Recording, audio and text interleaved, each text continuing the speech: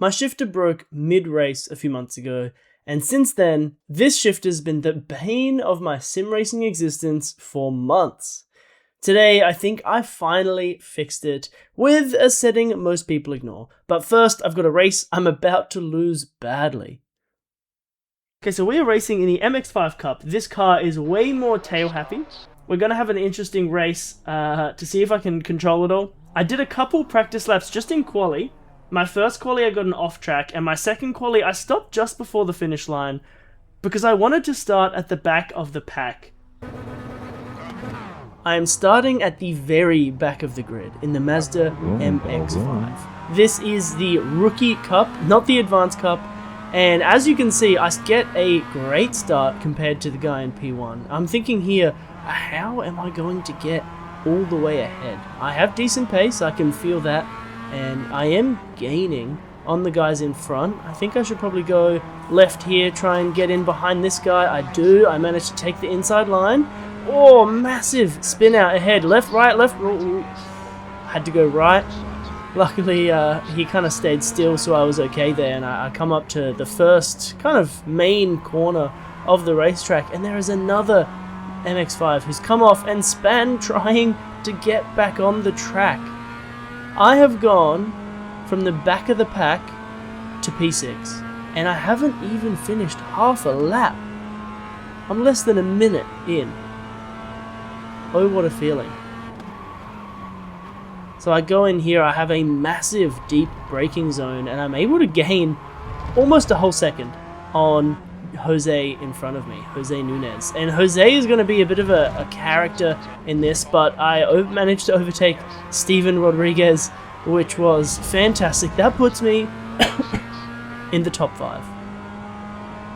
So far, we've overtaken one person through pace, and about 10 people from just crashing out. So we've gone from like P12 to P5 with almost doing nothing, like almost deserving of none of it.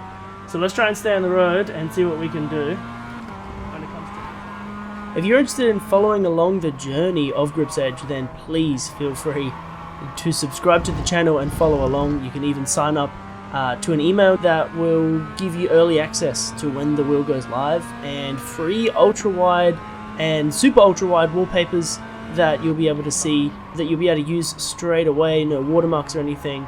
Perfect for sim races. And at the beginning of the second lap, I am really trying to catch up to Jose. All I'm thinking is, how am I going to get past him, because he has decent pace and I can't seem to get ahead, and I really want to get ahead. So I'm going to try and brake later here, and I do manage to brake later, but I almost over brake, and I have to slow it down, which means that I'm getting a worse exit out onto the back straight. This is the most important straight, which means the previous corner was the most important corner. And I still haven't been able to catch up to him until he has a terrible move here, and I'm able to get side by side coming into the second to last corner. I cut this one, I do take it a little slow, and unfortunately he manages to stay ahead.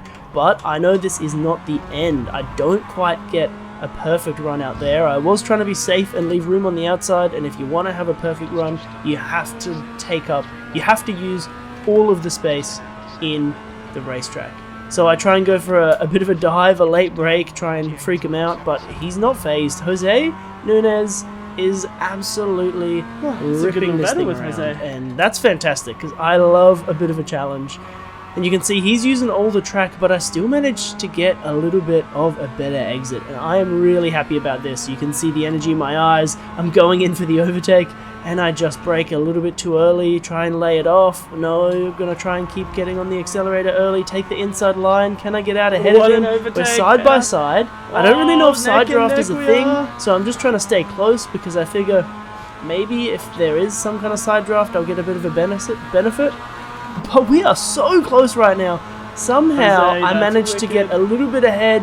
I brake a little bit later, and he really lays heavy on the brake, and I'm able to make that overtake on Jose stick. And I take it through these corners as fast as I can, but as you can see, I'm not that fast. Alright, let's see what we can do. I'm taking it a little bit slow, and I know that as long as I park it on the apexes, which is a little bit dirty but works, then we'll be fine. And you can see I've put 2.5 seconds on Jose by the 5th lap, and then I spin out. And all of that effort, all of that racing, I don't know why I reversed here. I need to be able to see if someone's coming, but it was way too much of a reverse. And now you can see at the top, I've got a 10 second or a 10 second delta loss to the previous lap. So I just lost 10 seconds, which means Jose is 8 seconds ahead of me, and the closest guy in front of me is 5.7 seconds. And that's Elliott. So I've got 3 minutes left in the race, and I'm just going to try and catch up to Elliott. And fortunately, on the final lap, I managed to see a little bit of a spin up ahead. Look at that, there's a crash, what can I do with Jose, that? Elliott, and the other Jose all are having a pretty rough time. So will I be able to get ahead of Jose Nunez? He is now only 2 seconds away. And I'm thinking, if I give it everything I've got, because he's going to be slow, a bit of a spin, he might be nursing damage. If I give it everything I have, will I be able to get that 6th place back? Will I be able to get back into Jose? But I go a little bit wide and I spin again.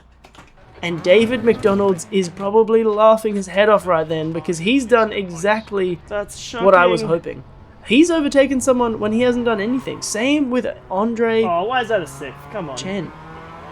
Amazing overtake. And I think, no, there's absolutely no chance I'm going to be last. I fought from last. I fought hard. So I really put my foot down. I don't want Neville behind me to be able to overtake.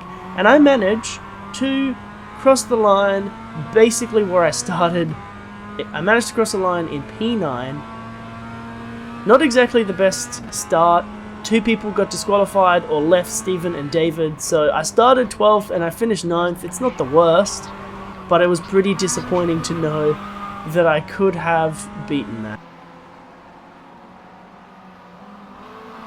And you can see here, I was in a great position to just accelerate. I don't know why I reversed here. That probably cost me a second or 2 on its own. So maybe I would have had Jose. I wouldn't have been over pushing to be able to try and get him on the last lap and then spin out. But either way, it left me with a 0.8 safety rating drop and a negative 38 iRating change. Basically, that means I was worse off by quite a large margin, and that puts me in the position of basically someone who's never raced in iRacing before. So let's talk about my sim racing fix. So the issue with my shifter housing is that it breaks along the filament line, and this leads to entire shifter failures, which I've actually had happen mid-race. It is terrible, and I do not want this to continue to happen, and I definitely don't want it to happen to you guys. The other issue is that my shifter shaft actually has a lot of flex in it, and it doesn't really make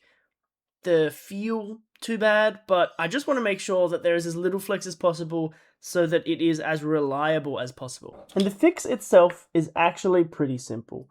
All I have to do is, instead of printing my shifter shaft like this, flat, I need to print it like this. And this allows for a much more rigid and strong shifter shaft.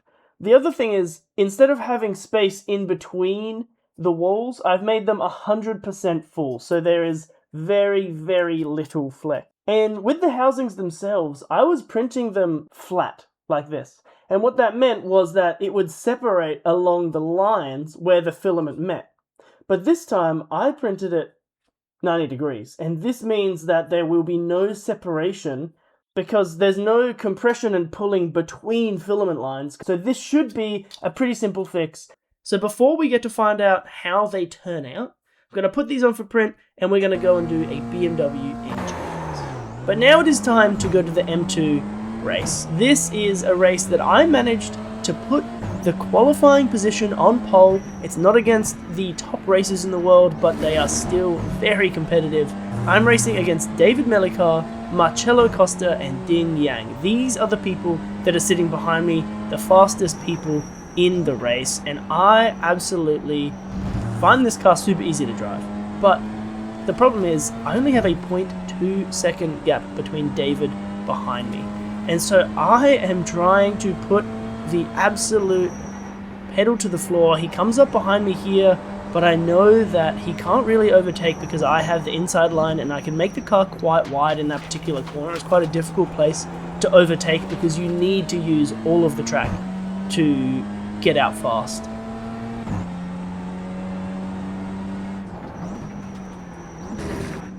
On this chicane, I managed to get a little bit of a better exit than him. I think he expected me to be able to go through a little bit faster, but the first lap is cold tires and I don't want to have a silly mistake and spin. I've just come from an MX-5. When I've spun multiple times, didn't want to do that in the M2, and the M2 is a lot more stable to drive, so it is easier.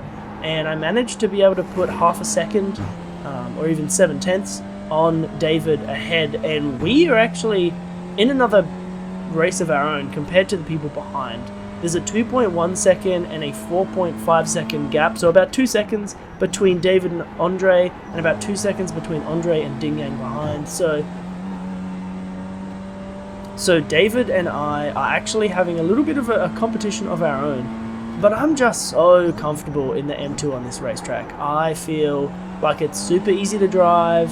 It's a little bit understeery, which makes it really easy because I'm used to driving oversteery cars with a lot of tail, and having something that is pretty easy to drive is really, really fun. So you can see by the 6th lap, I've put a 2.5 second, or I've put a 3 second gap on David. And in fact, I think he had a crash here because you can see in the relative, he goes all the way down. He's at 10 seconds now. So he's had a bit of a crash. He's managed to get back on the road, I think, about now, but I managed to start the final lap with the fastest lap of the race, a 152.92. And you can see that the fastest laps of the people ahead were not that close. And I was able to finish the race P1, started first, finished first, fastest lap, that's what you call a triple, and I gained 92 iRating. But if we look at the best people in the world, they're putting in 150s. So I wanted to see if I could improve. And I actually ran out of time to assemble and test the new shifters, so you're gonna have to wait and see into the next video to see how they turn out. But if you would like to get a chance to find out when the first wheel is gonna go on sale, there will be a limited run, and once they're sold out, I will move on to a new design. So sign up on the email link, top link in the description, to be the first to know when it goes on sale, and to get a free ultra-wide and super ultra-wide wallpaper specifically for car culture lovers. Now in this race, I unfortunately was not in pole position, and you can see in my qualifying, I get an off track on the final corner that would have put me ahead. It was, I believe, a 152, so oh my goodness, goodness, second place. But still, starting off in the top 3 could have been a lot worse.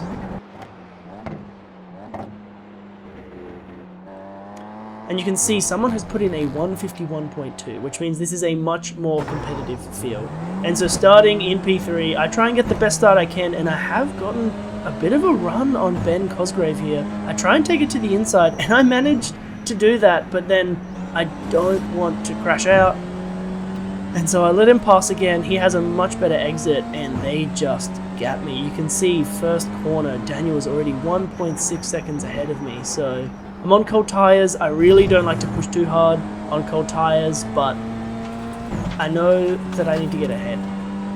So I'm thinking here, what am I going to do? I mean, I've got to go as hard as I can. I'll try not to brake and just do the... I tried to just brake a little bit there, but I've also got Philip Muller behind me. So I'm trying to keep an inside line, try and keep it quick, be consistent, smooth with the inputs. There's not really, heaps that I can do other than race really hard. Now, Ben there, he has a bit of a moment through that chicane, and I'm able to gain a little bit of pace on him. I've got a second behind him, and you can see that's gone down to 9/10. I try and brake as late as I can. I'm pretty confident in this part of the racetrack. I can accelerate pretty well, and I'm able to gain 3/10, but then I have a bit of a moment, and unfortunately, I lose one of those 10s, but I'm still, I'm feeling confident. I think I can gain on Ben. And Philip behind, he's got the same gap that I have to Ben, which means that he's trying really hard, but I don't think it's a big difference. I try and keep it in 5th gear here, which is the first time I've done that, and it doesn't really change anything at all. I don't know if it's better or worse, but my I don't gain or lose to either of the people in front or behind. I do manage to gain a little bit on that braking, brake a little bit later, but it does unfortunately means that my exit isn't quite as good as it could have been, and so I'm pretty much just stuck trying to get in front of Ben. And on the second lap, halfway through, I'm able to have a really, really late brake and gain a lot of... I'm able to just gain a lot of ground on him, and I'm trying to put on as much pressure as I can. He gets a better exit through here, but I think he has to kind of check himself on that exit, and I've got a bit of a draft, which means that I'm able to stick really close behind. I don't have the pressure of anyone behind me. He brakes a little bit earlier than I would like to. I do the normal shift down to 4th here. I think I'm able to get a much better exit, and I've just got to run on Ben right here. So am I going to go for a move? I think I want to. Whoa, he broke way too early. I don't know if he was expecting me to make a move, but he broke way earlier than I was expecting, and I was able to really push through that. And I'm sounding surprised because I hadn't watched the recording, and it's been a couple weeks since I've actually done this race, and so I really didn't expect him to break that early. I wasn't sure if I was going to go for a move. I seemed a bit far back, but I was able to get that move done. So that only left me with one more target, which was Daniel. But I was 3 seconds behind Daniel, except you can see he's kind of swerving here. I'm not sure what's going on, but he's doing a little bit of swerving there, and I think he stuffs it up. Maybe he had a hardware issue, maybe he had, a little brother come and spin the wheel or something, but he just gifts me first place. And unfortunately, I think he goes quite far down. He's in 5th now, and I'm just able to have a 1.6 second lead from Joseph behind. I think Ben got in a bit of curry there, and actually lost a little bit more time. So I've got P2 and P3 fighting for themselves, and I'm able to put 6 seconds on them by the end of the race and cross the finish line in P1. But I wasn't able to get the fastest lap, and in fact my fastest lap was very similar, but I was able to get 100 iRating, which means I'm going to be versing even more difficult and better people in my next races. So thank you guys so much for watching. Hit that top link in the description if you're interested in getting one of the wheels, because I really want to know how many people are interested. So thank you so much for watching. Please like, comment, and subscribe so that you can see the continuation of what my sim racing brand gripsedge is going to be, and so that you can see if I actually get to be a better sim racer.